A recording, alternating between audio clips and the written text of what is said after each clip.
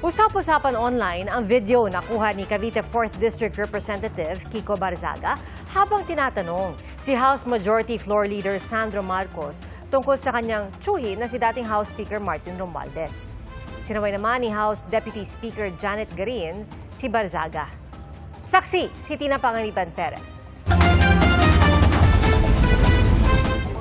Yun nakatapos lang ng DOJ hearing. Ayan mo, Sandro Marcos. Pinost ni Cavite 4th District Representative Kiko Barzaga ang video na ito nakuha sa loob ng session hall ng Kamara kahapon. Tinanong si Presidential Son at House Majority Leader Sandro Marcos kaugnay ng kanyang tsuhing si dating House Speaker Martin Romualdez. Good afternoon. Good afternoon, Kiko. Kumusta na yung kaso ni Tito Romualdez mo? Yung ano pa na? Ayaw sumagot. Ayaw sumagot, natatakot. Hanggang sa sinaway siya ni House Deputy Speaker Janet Garin. Natatakot.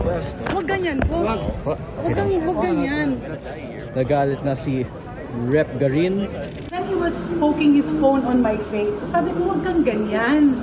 Kasi I don't think it's also nice, like kung maski sino man, na ipopoke yung telepono sa mukha mo.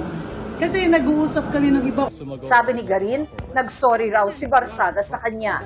Man siya nag-apologize after. Sabi niya, sige na, sorry na. Tapos miyaw siya na miyaw. I told him like, Kiko, pag okay lang kasi I can tolerate, pero pag nagtatrabaho ako, kulang na rin kasi sa oras.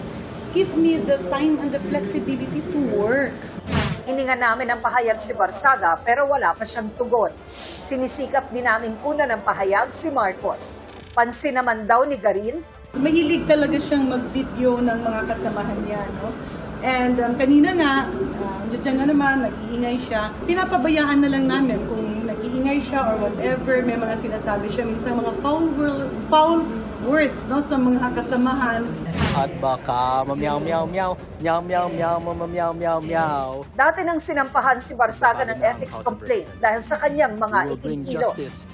Naghain din siya ng ethics complaint laban sa nagreklamo sa kanya. Good afternoon.